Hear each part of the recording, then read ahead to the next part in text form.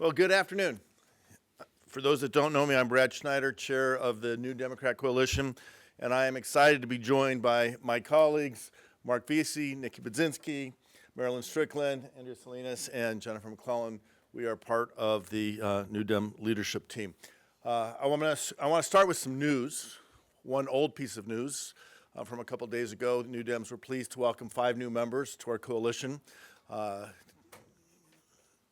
Daniel Goldman, Mike Levin, Johanna Hayes, Brad Sherman, and Kevin Mullen, bringing our total to 114. So I'm very excited about that. And then in other news, if you haven't seen, this is from CBS, a judge orders 6 agencies to rehire fired federal probationary workers after unlawful termination, saying that the OPM firings were unlawful.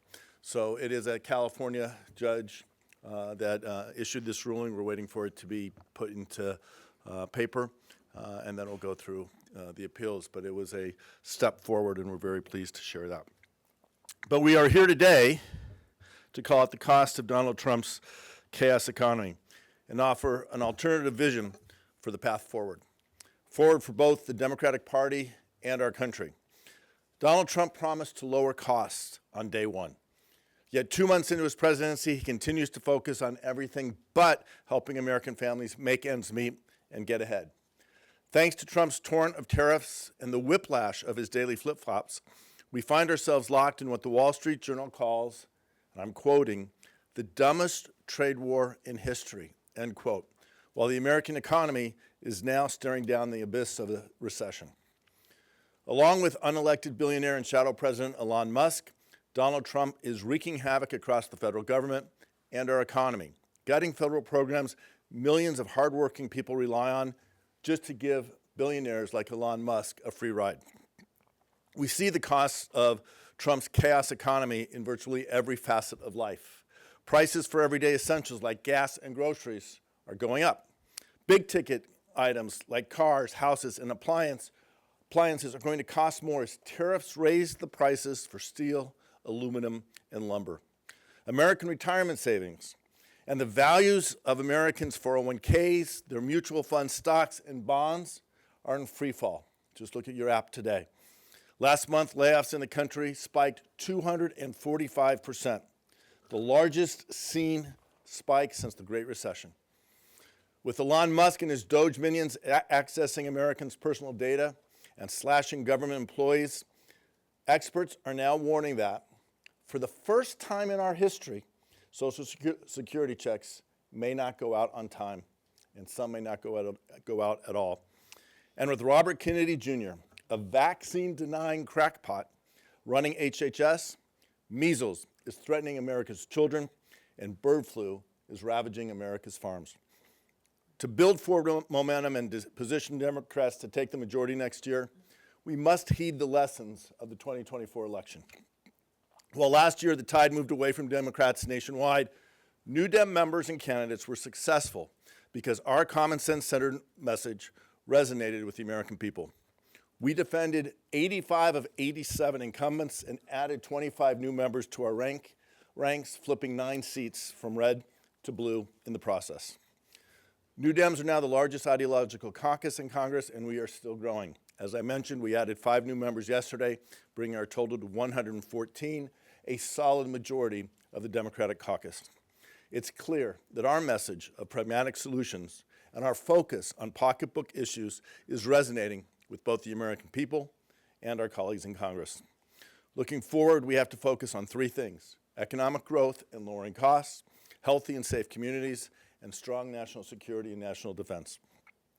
New Dems are tirelessly working to bring down prices on everyday products, while Trump's chaos economy and trade war tantrums are wreaking havoc across our economy and raising prices for American consumers, effectively putting a Trump tax on every single American. Put simply, the New Dems are leading from the center, and we will support our Democratic leadership, Hakeem Jeffries, Catherine Clark, and Pete Aguilar, as we all work together to move our nation forward. So let me now turn to my colleagues to speak more about how the chaos and corruption of this administration impacts key facets of American life. And I'd like to start with Nikki Budzinski.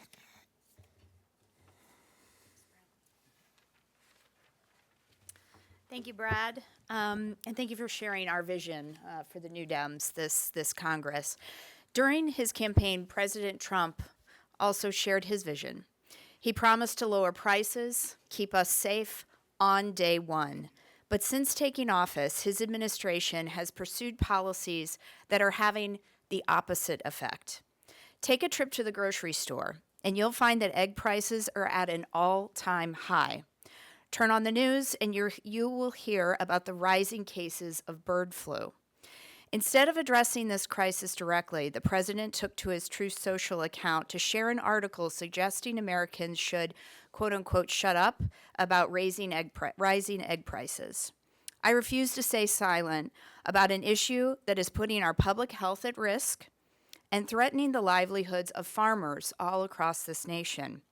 This week, I published an op-ed in Fox News outlining the administration's failure to take decisive action to contain the spread and mitigation and its impact on our food supply chain with these rising cases of the bird flu. Instead, they have suggested importing more eggs and even raising chickens in our own backyard. That's a quote. A suggestion that is not only unsafe, but totally absurd. Importing additional eggs is not a reliable form of price stabilization, especially considering the 25% tariffs on imports from Canada and Mexico that continue to loom over our economy. In 2023, the United States imported $44.1 million worth of eggs from Canada, more than 40% of all imports of eggs in the United States. Imposing tariffs on a reliable trading partner who makes up a significant portion of existing imports is not going to translate into better prices for consumers, and it certainly won't improve conditions for U.S. egg producers. This is the reality. I also want to acknowledge that there have been reports that indicate that DOGE has targeted layoffs at the CDC, including fellows at the Laboratory Leadership Service. These are the scientists that are on the front line of combating the bird flu epidemic. I'm not playing politics here because there is no time to waste. And this is an issue that cannot just be addressed by Democrats alone. I stand ready to work with the President and Secretary Rollins and the rest of the Trump administration to implement a comprehensive strategy that contains this virus, stabilizes the farm economy, and lowers food prices for hardworking families across the country. I hope this administration will rise to this challenge. I know that members like New Dems are up to this task and ready to get to work for the American people. Thank you, and I want to turn it over now to my friend, Vice Chair Congressman Mark Vesey.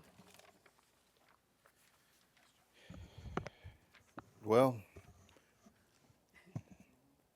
Brad pointed out something that I think was really significant. He talked about the dumbest trade war, and I want y'all to remember that that was not written in the Wall Street Journal in their regular paper. That was written in their on their editorial page, which is more like Fox News or ONN or any other very conservative outlet. So please keep that in mind, where that dumbest trade war came from. Well, good afternoon, everyone. And I wish that I had better news, but I think that this is a sad and gloomy day for America. And I think that it's been a sad and gloomy day ever since January the 20th, because all we have seen is nonsense, silliness. Even today, more talk about Greenland, and all while he's doing all this stuff, Americans are feeling the squeeze every time they go into the grocery store just to get some food for their kids.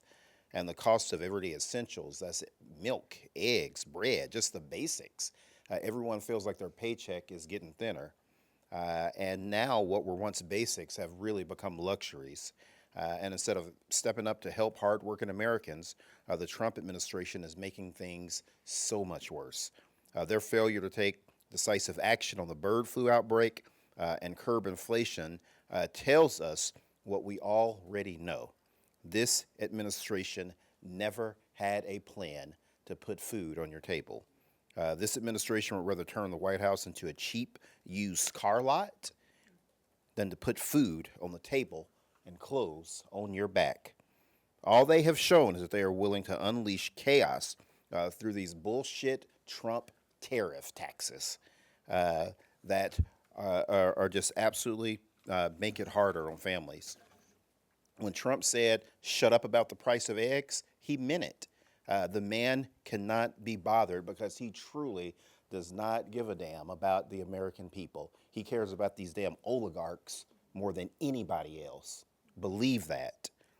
But Democrats, we have a plan. We are focused on lowering cost, tackling the root causes of inflation, and taking decisive action like strengthening supply chains. We're going to be working with farmers and businesses instead of taxing them. Like these Trump tariff taxes. And making sure families don't have to choose between putting food on the table and paying their bills. That's the leadership that the American people deserve, and that's exactly what New Dems are fighting for. And we won't be selling Teslas on the lines on the line of the White House. That's ridiculous. Selling Teslas while people are struggling to pay bills. Thank you very much. And I would like to yield to my colleague, who is the whip of New Dems from Washington's 10th Congressional District, Marilyn Strickland. Thank you, Mr. VC. It is my honor to be here with you today, but as my colleague Mark VC just explained, it's a sad and tragic time in American history. Whenever a president gets elected, regardless of your party affiliation, you always hope for the best, because that's good for our country. It's good for the American people. Donald Trump has shown the exact opposite. And the criticism that we have of the Trump-Musk administration is not a criticism of anyone who voted for Trump or anyone who decided to sit out this election. You made the choice you did. But as members of the Democratic Party and the House Dems and the New Dems, we have a duty to tell you how they are hurting you. This administration does not care about you. They don't care if you get sick. They don't care if you get hurt. They don't care if you can pay your bills. And they don't care if you're safe. And they certainly don't care if you're a veteran. The layoffs and the randomness of them are just unconscionable. A lot of people who work for the Veterans Administration are actually people who served in the military themselves. They wanted to continue their service to our country. So they wore the uniform, they served their time, and they said, you know what, I'm going to keep serving. And a lot of people who work for the Veterans Administration are in fact veterans themselves, because studies have shown that peer-to-peer assistance can be very, very helpful for veterans. But all this firing is just absurd. And I want to think about this in the context of the continuum of national security.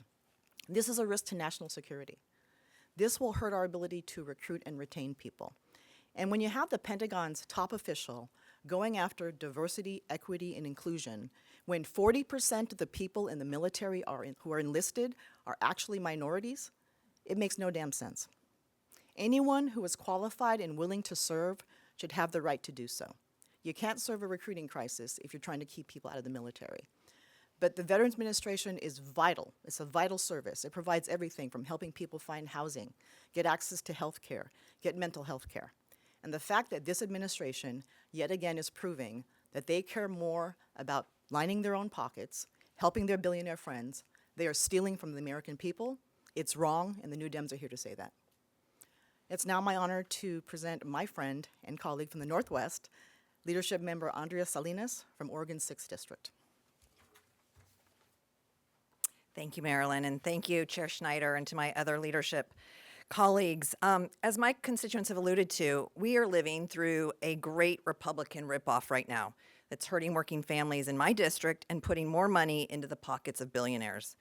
Elon Musk, Donald Trump, and Republicans in Congress who are completely complicit with this are on a campaign of destruction, cutting off services and benefits that Americans have paid into and deserve. I keep saying that. My constituents work too damn hard, pay their taxes to have the programs that they rely on to put food on the table and to get health care taken away right now. And taking away that health care is at the top of this Republican Congress's priority list.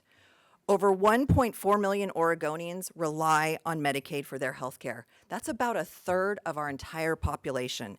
They include veterans, pregnant women, children in foster care, and people with disabilities, all of whom could lose their coverage thanks to the Republican ripoff. I'm not being hypothetical. Musk and Trump want to slash Medicaid by nearly $1 trillion, but I'll be accurate, $900 billion. That is an astronomical number, and it's going to rip healthcare away from millions of hardworking families just to help a few billionaires get even richer. Medicare, Social Security, and veterans benefits are also on the chopping block. And what people don't quite understand, people back home, is that this will affect our entire healthcare system. Providers won't get paid, hospitals will be overrun with patients, and those with private insurance will have to flip the bill. They will pay more. I want people to know what's coming, not all the crap that we've been dealing with for the last 5 weeks, but what else is coming. That is not how you govern responsibly or how you bring down costs for families. That was the #1 issue I ran on. My G&H, gas, groceries, housing, and healthcare.